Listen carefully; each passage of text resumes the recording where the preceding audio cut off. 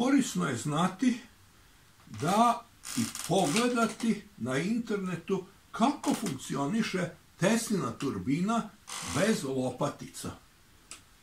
A mi to možemo posmatrati iz suprotnog smera, da otpor vazduha može da se javi i na glatkom rotacionom telu.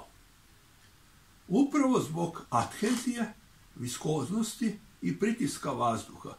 Da ta pojava ne postoji, Teslina turbina ne bi radila. Ali ta skrivena pojava, koja nismo ni svesni, ona itekako funkcioniše i trebamo je znati. Ukoliko bi postavili magnetni ležaj, koji jeste ima visoku cenu i zahteva veći prostor, ali nije problem samo što ćemo smanjiti trenje ili eliminisati habanje, nego imat ćemo i otpor vazduha koga uopšte nismo svesni.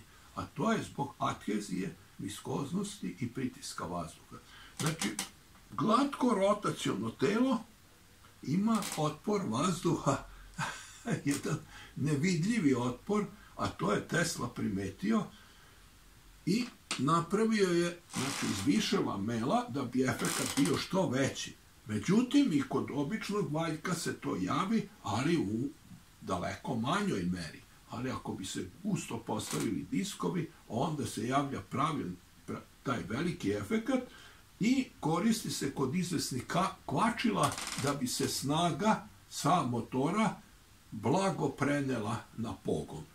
To je jednostavno već u primjeni.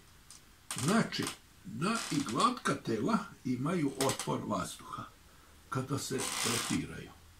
Naravno, i oscilacije imaju otpor vazduha, ali tu imamo neki doprinos od gravitacije, gravitacionih talasa ili možda nečeg trećeg.